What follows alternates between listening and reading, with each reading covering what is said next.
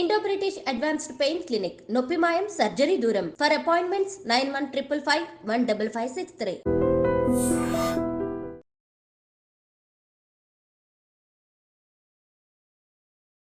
నమస్కారం, welcome to I dream. ధర్మ మార్గం విత్ విజిత కార్యక్రమానికి స్వాగతం. ప్రస్తుతం మనతో పాటు ఉన్నారు ప్రముఖ జ్యోతిష్య వాస్తు పండితులు బ్రహ్మశ్రీ జేఎస్ శాస్త్రి గారు. ఇప్పుడు వారితో మాట్లాడి మనకున్న సందేహాలన్నింటినీ కూడా నివృత్తి చేసుకునే ప్రయత్నం చేద్దాం. నమస్కారం అండి. నమస్కారం గురువు గారు, దానాలలోకెల్లా గొప్ప దానం అన్నదానం, విద్యాదానం అని అంటుంటారు. అంటే ముఖ్యంగా అన్నదానం విషయానికి వస్తే అన్నదానం అనేది చాలా గొప్పది. నలుగురికి ఆహారం లేని వాళ్ళకు ఆహారం పెడితే గనక మనకు మరి వచ్చే జన్మలలో ఆహారం అందుబాటులో ఉంటుంది అనే ఒక ఆలోచన ప్రతి ఒక్కరిలో ఉంటుంది. మరి ఇంత గొప్పదైన అన్నదానాన్ని మించి మనం ఎవరైతే అన్నదానం చేపిస్తారో చేపించిన వాళ్ళకంటే ఎక్కువగా తిన్నవారు తిన్న తర్వాత ఏదైతే ఆ విస్తరాకు ఉంటుందో దాన్ని తీసిన వారికి ఎక్కువ పుణ్యం వస్తుంది అని చెప్పి, లేదు అన్నదానం చేయించిన వాళ్ళకు వచ్చిన ఫలితమే ఇది తీసిన వాళ్ళకు కూడా వస్తుంది అని చెప్పి పెద్దవాళ్ళు చాలా సందర్భాల్లో చెప్తూ ఉంటారు. ఇదంతా నిజమేనా? నిజంగా ఎంతో ఖర్చు పెట్టి నలుగురికి అన్నం పెట్టాలి అన్న ఆలోచనతో వాళ్ళు చేసిన అంత గొప్ప పనికి ఈ తిన్న ఆకు తీయటం వల్ల అంత గొప్ప ఫలితం ఎలా వస్తుందంటారు? శ్రీ గురుభ్యో నమః. శ్రీ మహాగణాధిపతే నమః. శ్రీ మహాసరస్వత్యై నమః. హరి ఓం శ్రీమాత్రే నమః. మనకు షోడశ మహాదానాలు, దశదానాలు అని చెప్పి చెప్తున్నాం. అందులో అంతర్భాగంగా వచ్చేటువంటిదే ఈ అన్నదానము. మనము ప్రత్యేకంగా మీరు చూస్తుంటారు, అన్నదానం అనేటువంటిది ప్రముఖంగా ప్రతి అమావాస్య రోజు కొంతమంది చేస్తుంటారు. కొంతమంది దేవాలయాల్లో ప్రతినిత్యం కూడా అన్నదానం అనేది చేస్తున్నారు. మనకు అన్నదానంలో ఒక విశేషం ఏంటంటే, మీకు ఉపనిషత్తులకు మనం వెళ్ళినట్లయితే అన్నం నింద్యాత్ అని చెప్పి మనకు ఉపనిషత్తులో అనువాకం ఉంది. ఆ ఉపనిషత్తులో వచ్చినప్పుడు ఎప్పుడు అన్నాన్ని నిందించకూడదు అని చెప్పి చెప్తున్న ఉపనిషత్తులు మనకి. అంటే దానిలో పరబ్రహ్మ స్వరూపాన్ని చూడాలి అని చెప్పి.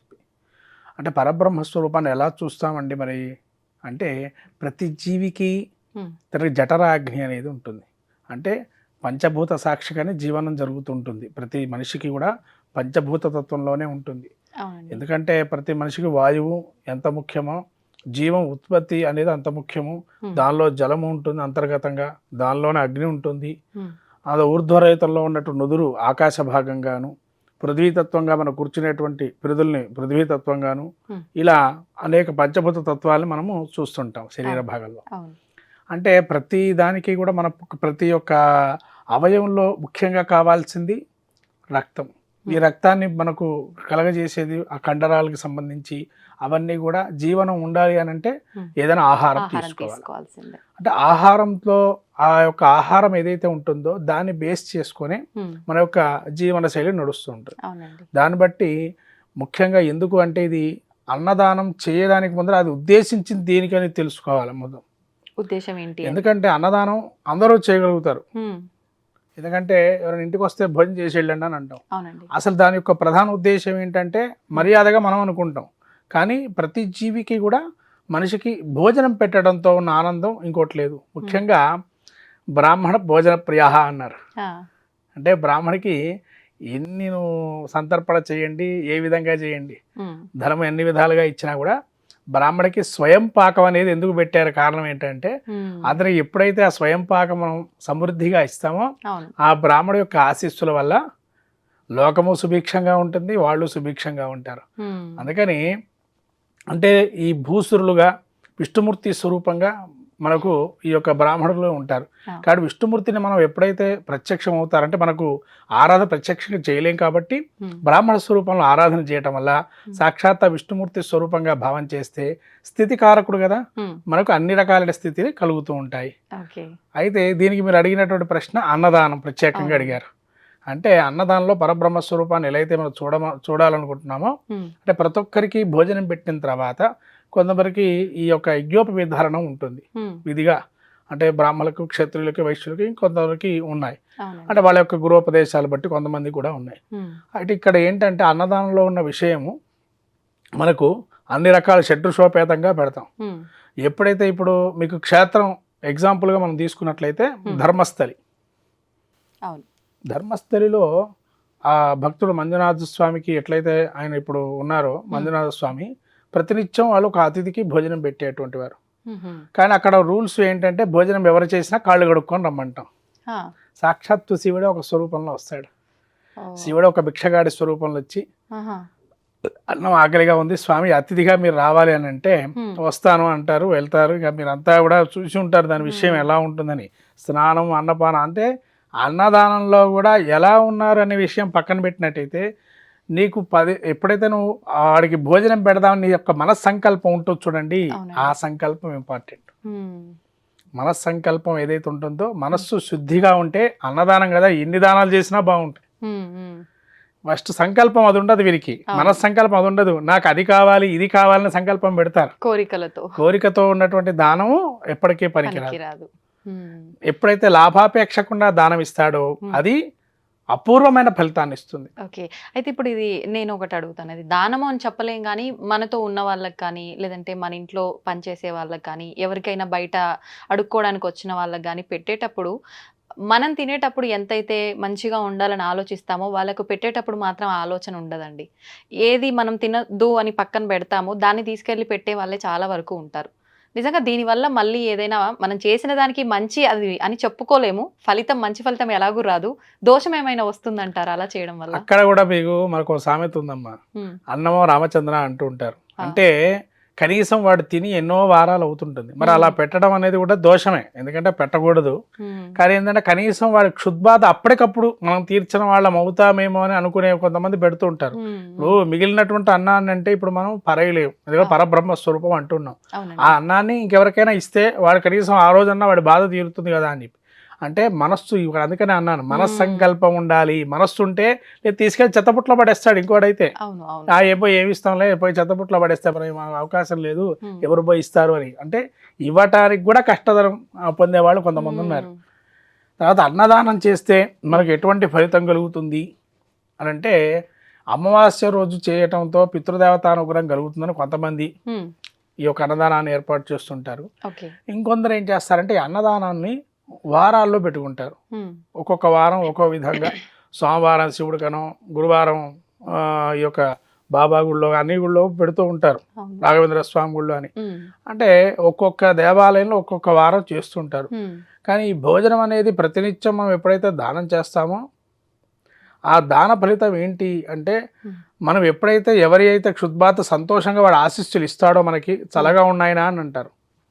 అంటే ఏంటంటే ఆ ఆశీస్సులు కూడా కొంతవరకు వాడికి మంచి చేస్తాయి. అందుకని అన్నదానంలో ఉన్నట్టు గొప్పదనం అటువంటిది. మనం అన్నదానం తర్వాత ఈ యొక్క అన్నదాన విశేషం మళ్ళీ ఎక్కడ కలుగుతుంది మీకంటే పితృ కార్యక్రమాలు చేసేటప్పుడు బ్రాహ్మణికి భోజనం పెడతారు కొన్ని ద్విజులుగా, స్వయంపాకం ఇచ్చేవాళ్ళు. దానిలో ఇది అక్షయమవుగాక అంటారు. అక్కడ అక్షయమవుగాక అంటే మనం ఇచ్చినది కొంత అయినా కానీ అక్షయం అంటే ఆ ఫలితాన్ని మనం ఊహించే విధంగా మనకు ఆశీస్సులు ఇవ్వండి అని చెప్పి అక్కడ అడుగుతుంటారు పితృదేవతలు. ఇప్పుడు నేను ఏదైతే బ్రాహ్మణునికి ఇచ్చానో అది నాకు మళ్ళీ మళ్ళీ వృద్ధిలోకి రావాలి అని చెప్పి ఆశీర్వాదం అండి. అదే అక్షయమవుగాక అంటే అక్షయ పాత్ర అంటే ఏంది, ఎప్పుడు కూడా క్షయంగా అనేటువంటి పాత్ర. అంటే ఎప్పుడు నశించదు, ఏదో కొంత గొప్ప అందులో ఉంటది అక్షయంగా, అదే అక్షయం అని అంటారు. అంటే తిండికి లోటు ఉండదు, ఇంకా తిండికనే కాదండి, ఇంకా లక్ష్మీ ప్రాప్తి గాని వారి స్థితి గాని అన్ని విధాలుగా ఇంకా అంటే అక్షయమవుగాక అని చెప్పి ఆశీర్వచనలు ఇస్తారు. మీరు పిండ ప్రదానాలు చేసేటప్పుడు బ్రాహ్మణులు చెప్తారు ఈ విషయం, అక్షయమవుగాక అని చెప్పిస్తారు. అంటే ఆ సంబంధం ఏంటంటే అక్కడ కూడా ఈ పితృదేవతానుగ్రహం పరిపూర్ణంగా కలిగి వాడి రుణ విముక్తి, అంటే వాడికి మనకు రుణానుబంధ రూపేణ పశుపత్ని సుతాలయ ఎప్పుడైతే అంటామో ఆ సూత్రానికి ఇది రుణం అది తీరాలి అంటే ఇటువంటివి సంకల్పం చేతగా ఎప్పుడైతే స్వయం పాకం ఇస్తాడో ఆ రుణం తీరుతూ ఉంటుంది. ఇట్లానే వెంగిలి ఇస్తరాకులు వెత్తచ్చా అంటే ఇక్కడ కూడా ఏంటంటే వ్రత నియమాలు కొన్ని ఉన్నాయి. కొన్ని వ్రతాలు 7 శనివారాల వ్రతం విన్నారు మీరు, ఇనే ఉంటారు. ఆ 7 శనివారాల వ్రతాల్లో ఎవరైతే కర్తగా చేస్తారో వాళ్ళు ఎత్తడమే చాలా విశేషం అక్కడ. రెండోది కొంతమంది వ్రతాలు ఈ వేద పండితులు చేసే వ్రతాలు కొన్ని ఉంటాయి. ముఖ్యంగా వాళ్ళు ఆగ్నేయం ఈ యొక్క యాగాలు చేసేటువంటి సమయం అది ఎత్తడంతో కూడా వాడికి అపూర్వమైన ఫలితం వస్తుంది. ఎలా వస్తుంది అంటే ఈ జన్మలో వాడు ఇంకో విధంగా ఉండొచ్చు. ఏది అది మీరు అన్నట్టుగా వాళ్ళు ఎవరో ఎత్తుతున్నారండి మనకి ఎటువంటి ఫలితం కలుగుతుంది, మనకి నామోషి ఉంటుంది ఎత్తడంలో అని. అలా ఎత్తడం వల్ల వాడు రాజు అయ్యొచ్చు వచ్చే సంవత్సరం వచ్చే జన్మలో వాడికి. అంటే అది కూడా అన్నపూర్ణే సదాపూర్ణే శంకర ప్రాణం అంటే అమ్మవారు ఉంది అక్కడ కూడా ఆ పాత్రలో. అందుకని మనం అక్షయమౌగాకి ఇంకొక శ్లోకం కూడా ఉంది, ఇంకొక మంత్రం ఉందమ్మా. రౌరవి అపుణ్యంలయే పద్మాద్భుత నివాసనం అదకం దత్తం అక్షయం ఉపతిష్టతు. ఇది ఎప్పుడైతే మనం అప్రదక్షిణంగా తిప్పుతారు ఆచమనం అంటే మీరు గాయత్రి మన ఉపదేశం ఉన్న వాళ్ళు మామూలుగా దానికి ప్రోక్షణ చేసి పరిశుభ్రం చేసుకొని భోజనం చేస్తారు, ప్రాణాయామాది అపానాది స్వాహాకారాలు చెప్పి చేసుకుంటారు. మళ్ళీ ఉత్తరాపోషణంగా ఇది చెప్తారు. ఉత్తరాపోషణ చేసినప్పుడు ఈ యొక్క అన్నంలో ఏదైనా నాకు తెలిసి తెలియని లోపంతో కొన్ని వదిలేసినా కూడా రౌరవాది నరకాల్లో పడతారని చెప్పి అంటారు. కాబట్టి అన్నాన్ని విడిచద్దు, అన్నం విడవకూడదు అని చెప్పి అందులో నాకు తెలియక ఇది కూడా ఏదైతే ఉంటుందో ఆ పాపం క్షయమైపోయి రౌరవాది నరకాల నుంచి బయటపడేసి ఇది అమృతతుల్యంగా నా ఆహారం నా లోపలికి వెళ్ళి అది అక్షయంగా అన్ని విధాలుగా బాగుండేట్టుగా నాకు కానీ పెట్టిన వాళ్ళకి కానీ అది అక్షయమవుగాక అని చెప్పి ఆ యొక్క ఉత్తరాపోషణ చేస్తాం. ఈ అంటే నరకంలో కూడా ఉత్తమ లోకాలు ఉంటాయంటారు కదా, అందులోనే ఈ యొక్క పుణ్యలోకం అది చెప్పడం వల్ల పద్మాద్భుత నివాసం. పద్మాద్భుత అంటే ఏంటి, మనకు ఈ యొక్క తామర పువ్వు ఏదైతే దేనిలో నుంచి వస్తుంది, బురదలోంచి వస్తుంది. అంటే దానికి బురదలోంచి వచ్చినా కానీ మనం దాన్ని ఎంత పుణ్యంగా వాడతాం విష్ణుమూర్తికి లక్ష్మీదేవికి. అట్లానే ఇక్కడ కూడా ఈ యొక్క పుణ్యలోకాలు రావాలని వడ్డించిన వాళ్ళకి కానీ తీసిన వాళ్ళకి కానీ అట్లే ఈ అన్నదానం చేసిన వాళ్ళకి కానీ ఒకటే ఉత్తరాపోషణతో సమాప్తి చేస్తాం. ఇది అమృతంతో సమానంగా మారాలి, మా ఆహారం మాకు బాగుండాలి, పెట్టిన వాడికి కూడా ఆ అన్నదానం చేసిన వాడికి అమృతతుల్యంగా అక్షయ ఫలంగా కావాలి అని చెప్పి ఆశీర్వచనాలు చేస్తాం. ఇది అన్నదానంలో చాలా విశేషమైంది. ఈ అన్నదానం మీరు అన్నాడు ఉత్తరాయణ పుణ్యకాలము, అమావాస్య రోజు, ఇంకా తదితర పుణ్య కార్యక్రమాలు, పుట్టినరోజులను ఇంకా చాలా రకరకాలు ఉన్నాయి. రకరకాల అన్నదానం చేయటం వల్ల గ్రహశాంతి అనేది కూడా కలుగుతుంది, ప్లస్ పితృదేవతానుగ్రహం కలుగుతుంది, ఇంకా అనేక రకాలైనటువంటి ఇబ్బందుల నుంచి బయటపడతాం. ఈ అన్నదానంలో ఉన్న విశేషం వ్రతంలో నియమాల్లో కూడా ఉన్నాయి. అన్నదానం ఒక పూట చేయమని లేదైనా ఎవరెవరికి పెట్టాలి అనేది ముత్తైదులకు పెట్టడం వల్ల ఏమవుతుందని మనం వ్రతాలు చూసుకున్నట్లయితే చాలా ఉన్నాయి. ఇంకా అన్నదానం అంత విశేషమైంది. ఆశీర్వాదం నిజంగా ఆశీర్వాదానికి బలం ఉంటుందా? ముఖ్యంగా బ్రాహ్మణుల దగ్గర ఖచ్చితంగా ఆశీర్వాదం తీసుకుంటూ ఉంటాము, ఎంతో అంత దక్షిణ చేతిలో పెట్టి మరీ తీసుకుంటూ ఉంటాము. నిజంగా అంత పవర్ ఉంటుందా వాళ్ళ ఆశీర్వాదానికి అంటే ఏం చెప్తారు? శ్రీ గురుభ్యో నమః. శ్రీ మహాగణాధిపతయ నమః. సరస్వతి ఓం శ్రీ గురుభ్యో నమః. బ్రాహ్మణ ఆశీర్వాదం అనేటువంటిది చాలా, ఎందుకంటే మీకు ఈ ఆశీర్వాదంకు ఉన్నటువంటి పవర్ ఏంటి అంటే ఆశీర్వాదంతో అంతా ఉంటుందా? చాలామంది కూడా మా అబ్బాయి పుట్టినరోజు, మా అమ్మాయి పుట్టినరోజు ఆశీర్వదించండి అని చెప్పి అంటూ ఉంటారు. అవునండి. కారణం ఏంటి అంటే విష్ణుమూర్తి స్వరూపంగా మనం భావన చేస్తున్నాము బ్రాహ్మణుల్ని అని చెప్పి. లేదైనా మరి ఏ పూజ చేస్తే ఆ బ్రాహ్మణ్ ఆ స్వరూపంగా ఆరాధన చేసి దండం పెట్టుకుంటాం. అంటే అతను ఏం చేస్తాడు మరి అంటే నిత్యము అతనుకున్న ఆయుధము గాయత్రి మంత్రం. ఈ యొక్క గాయత్రి మంత్రం ఎప్పుడైతే ఎన్ని మంత్రాలు ఉన్నా కూడా, ఎన్ని ఉపదేశ మంత్రాలు ఉన్నా, ఎన్ని ఉన్నా కూడా నిత్యము గాయత్రి మంత్రాన్ని పఠిస్తే దానిలోనే 24 శక్తులు, ఒక్కొక్క అక్షరానికి ఒక్కొక్క శక్తిగా మనకు సాక్షాత్తు అమ్మవారి అనుగ్రహం వల్ల కలిగింది. కాబట్టి గాయత్రి మంత్రం ఎంతైతే వాళ్ళు నిత్యానుష్ఠానంగా చేస్తారో, త్రికాలంలో కానీ ద్వికాలంలో కానీ, త్రికాలం ఉంది, త్రికాలంలో 3 సార్లు రోజు, ఒకటి ఉదయం ప్రాతకాలము సూర్యోదయానికి పూర్వం 2 గంటల ముందర నుంచి చేయమన్నారు, 2-3 గంటల నుంచి, మధ్యాహ్నం వేళ 12 గంటలకి, సాయంత్రం మళ్ళీ సూర్యాస్తమయానికి 2 గంటల 3 గంటల ముందు నుంచి. ఇలా చేయటం వల్ల మళ్ళీ నక్షత్ర దర్శనం అయ్యేదాకా ఆ యొక్క సంధ్యావందనం మనం చేసుకోవచ్చు అన్నారు. అంటే ఈ సంధ్యావందనం చేసుకోవటం వల్ల అందులో ఏంటంటే ప్రధాన ఉద్దేశము అతను తెలిసి తెలియక ఎటువంటి అతని పాదములు అంటే మనకు పాదంలో ముఖ్యంగా ఏంటి అంగుష్టం అంటే ప్రధానంగా ఏదైతే ఉంటుందో మనకు కాలి పాదాల్లో, అందుకని గురుపాదుకాభ్యాం అని గురుపాదుకలు కూడా దండం పెట్టుకోమంటాం. అంటే గురువు స్వరూపంగా భావం చేస్తాం, వాళ్ళ ఆశీర్వచనాలు కూడా తీసుకుంటాం. అంటే వాళ్ళ తపశ్శక్తి అంతా కూడా పాదాల్లోనే ఉంటుంది. తపశ్శక్తి అంతా ఎక్కడ ఉంటుంది అంటే బ్రాహ్మణ పాదాల్లో కానీ, గురుస్వరూపంగా ఉన్న పాదాల్లో కానీ, స్వామీజీలు నిత్యం ఆరాధనాకర్తవుగా వాళ్ళు అదే తదేకంగా ఉంటారు. కాబట్టి క్షేత్ర దర్శనాలు, దాంతోపాటు ఒక్కొక్క క్షేత్రంలో ఫలానా అంత మహిమాన్వితమైన స్వయంభూ దేవతా క్షేత్రాల్లో కానీ వాళ్ళు చేసే అభిషేకాదులు వ్రతాదుల వల్ల. అందుకని వారు అంత నియమిష్టలతో ఉంటారు, వాళ్ళ యొక్క ఆశీర్వచనం కూడా ఆ పాదాల్లోనే ఉంటుంది. కానీ పాదాలు చాలా ముఖ్యం. అందుకని మనకి ఎక్కడ వెళ్ళినా కూడా శ్రీవారి పాదాలను, దేవతా పాదాలను అంటే వాడికి నా దండం పెట్టుకోండి అని అంటాం. ఎందుకంటే ఆ పాదాలు అంత మహత్యం ఉంది కాబట్టి. ఇప్పుడు అంటే ఆ పాదాలని తాకి తీసుకున్న ఆశీర్వాదమే లెక్కలోకి వస్తుందా? చాలా మంది పాదాలు తాకకుండా నమస్కారం చేసుకోమంటుంటారు. అంటే ఇక్కడ ఇంకో అంశం ఏంటంటేనండి, పాదాలు తాకకుండా నమస్కారం చేయమన్నారు ఏదైతే ఉందో అది సరైనటువంటిది అయితే కాదు. ఎందుకంటే పాదస్పర్శ లేని భూస్పర్శనే అది. అంటే భూమి దండం పెట్టినట్టే, భూమాత ఆశీర్వాదమే ఉంటుంది. అంటే పాదస్పర్శ చేస్తే కదా. అవును, ఆయన నుంచి మనకు. ఇప్పుడు మీరు కృష్ణుడు నిలబడిన తీరు చూశారు. కృష్ణుడు నిలబడిన తీరు చూస్తే మనకు మనకు ఏ చేతి ఏది ఉందో ఆ భావంలో ఆయన నిలబడ్డారు ఆ తీరులో. అవునండి. అక్కడ కూడా నమస్కారము చేసేటప్పుడు కుడి చెయ్యి కుడి కాలికి, ఎడం చెయ్యి ఎడమ కాలికి నమస్కార భంగిమలో అక్కడ ఉంటారు కృష్ణుడు. ఇక్కడ మనం ఏం చేస్తామంటే గురువుగారి పాదాలు మామూలుగా మనం ఇక్కడ నిలబడతాం కాబట్టి ఆ నిలబడినప్పుడు మన కుడి చెయ్యి వారి యొక్క కుడి పాదాన్ని తగలాలి, మన ఎడం చెయ్యి వాళ్ళ యొక్క ఎడమ పాదాన్ని తగలాలి. అలా నమస్కారం చేయాలి. అంటే ఆపోజిట్ గా పెట్టాలి. కుడి చేయి పైన ఎడం చేయి కింద పెట్టి నమస్కారం చేయాలి.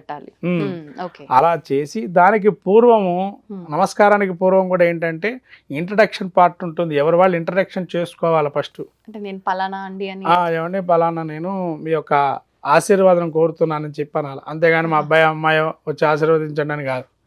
అంటే ఒక మర్యాదపూర్వకంగా ఆశీర్వచనం అనేది ఏదైతే ఉంటుందో, ఒక శిష్యుడికి గురువు సంబంధం ఏంటంటే అట్లానే ఉంటుంది గురు శిష్యుల సంబంధం. అక్కడ ఒక శిష్యుడు వచ్చినప్పుడు తన చతుస్సాగర పర్యంతం అని చెప్పి తన యొక్క ఏదైతే ఉంటుందో ఆ పేరు అవన్నీ కూడా తన యొక్క శాఖ అన్ని చెప్పి చేస్తారు. అలా చేయటంతో ఏంటంటే గురువుకి ఉత్సాహం పెరుగుతుంది. తనకు తాను ఇంట్రడక్షన్ చేసుకొని అడుగుతున్నారు, తన యొక్క ఆశ్రయించారు, ఆ పాదాలను ఆశ్రయించారు కాబట్టి నా పాదాలను ఆశ్రయించారు కాబట్టి మనం తదేకంగా వాళ్ళకి ఆశీర్వచనం ఇవ్వాలనే ఒక భావన అనేది కలుగుతుంది. ఎప్పుడైతే తనకు తాను విషయం చెప్పుకుంటే ఆశీర్వచనం ఆటోమేటిక్గా అది వస్తుంది. అంతే తప్ప మనం వెళ్ళి దండం పెట్టుకోగానే ఆశీర్వచనం కాగానే కాదు. మనం ఒక మర్యాదపూర్వకంగా నిదానంగా వెళ్ళి నమస్కారం చేసుకుంటే అప్పుడు ఆశీర్వచనం. ఆ బ్రాహ్మణ ఆశీర్వచనం కూడా ఎలా ఉంటుందంటే మనం ఏది కోరకూడదు, వాళ్ళ నోట్లోని చేదొస్తే అదే. అంతే తప్ప ఏమంటే మా అబ్బాయికి వివాహం కావాలని అక్షతలు వేయండి, మా అమ్మాయికి ఉద్యోగం రావాలి అక్షతలు వేయండి అనే మనం అడగకూడదు. ఇప్పుడు అపాత్ర దానం పనికిరాదంటారు దానాల విషయానికి వస్తే. అలా ఆశీర్వాదం కూడా ఇప్పుడు మనం ఆశీర్వాదం తీసుకున్నప్పుడు నాకు పెళ్ళి అయ్యి ఉండొచ్చు, వాళ్ళకి తెలియక దీర్ఘ సుమంగళి భవ అనో లేదంటే కళ్యాణ ప్రాప్తి రస్తు అనో. ఇప్పుడు దీర్ఘ సుమంగళి భవ అంటే ఆల్రెడీ పెళ్ళయింది, భర్త బాగుండాలి అని చెప్పి ఆశీర్వదించారు, అది ఓకే. కళ్యాణ ప్రాప్తి రస్తు అంటే నాకు ఆల్రెడీ పెళ్ళైపోయింది, మళ్ళీ కళ్యాణ ప్రాప్తి రస్తు అంటే అసలు ఆశీర్వాదం పనికిరాదు. అలా ఏదైనా అపాత్ర ఆశీర్వాదం కూడా ఉంటుందా? ఉంటుందమ్మా. ఎందుకంటే మనకు ఆచార వ్యవహారాలు కొన్ని ఉన్నాయి. సాంప్రదాయబద్ధంగా మెట్టెలు పెట్టుకోవటం, సూత్రధారణ ఇవన్నీ కూడా కనబడితే మళ్ళీ ఆశీర్వచనం చేయాలి ఎవరు కూడా. ఇవాళ కాళ్ళ ఇంటి తీసేస్తున్నారు. అంతే కదా, ఇవాళ తీసేసి ఏవో ఫ్యాషన్ గా తిరగటం మొదలు పెట్టారు. ఏదో దానికి ఒక కంకణాలు వేయటం కాలికి, అంతే తప్ప అది ప్రమాణంగా ఏవైతే పెట్టుకున్నారో ఎందుకు ఏమిటి అని తెలిస్తే అవి తీయకుండా ఉంటే వాళ్ళకి అన్ని సమృద్ధిగా ఉంటాయి. ఎప్పుడైతే వాళ్ళన్నీ తీసేస్తారో ఏదో ఒక లోటు అనేది ఖాయంగా వస్తూ ఉంటుంది. ఇప్పుడు ఆయన కళ్యాణ ప్రాప్తి వస్తా అంటారు, మీరు అన్నారు ఏమంటే కళ్యాణ ప్రాప్తి వస్తాను అన్నారు. ఒకవేళ అట్లా అడిగితే అపాత్రం అంటే అది కళ్యాణంలో నానా రకాలు కూడా ఉన్నాయి. అందులో కూడా ఏంటండి కళ్యాణం అంటే లోక కళ్యాణార్థం ఒకటి. అంటే అక్కడ ఆయన ఆశీర్వచనం ఏంటంటే అన్నీ మంగళమవుగాక అని కూడా దానికి అర్థం తీసుకోవచ్చు. అంతే తప్ప కళ్యాణం అంటే కళ్యాణం వస్తానంగానే ఇంకెంబటే కళ్యాణం ఏది అనుకోవద్దు. ఇంటి గృహప్రవేశము కావచ్చు. ఏదో ఒక శుభం జరగాలి. సంస్కృతంలో అర్థం ఏంటంటే కళ్యాణమవుగాక అంటే మీరు అన్నట్టు కళ్యాణమే కాదు, ఈ రకాలు కూడా అర్థాలు వస్తాయి. మళ్ళీ తెలుగులో కానీ సంస్కృతిలో కానీ నానా రకాల అర్థాలు ఉంటాయి ఒక పదానికే. కాబట్టి కళ్యాణమస్తు అనే దానికి ఇదొకటి కూడా ప్రమాణం.